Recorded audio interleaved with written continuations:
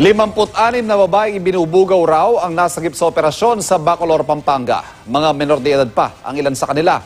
Nakatutok si Rida Reyes. Matagal na raw inirereklamo ng mga residente ang hilera ng mga bar na ito sa Bacolor, Pampanga na puga daw ng prostitusyon.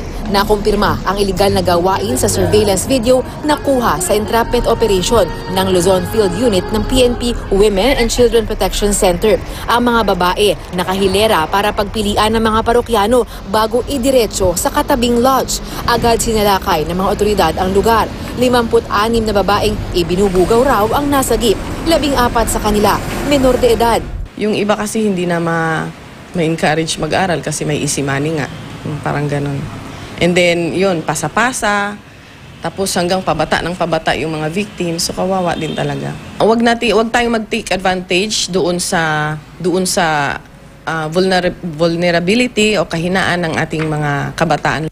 Arestado ang 28 anyos na si Jeneline Figueroa na pinaniniwala ang bugaw ng mga babae.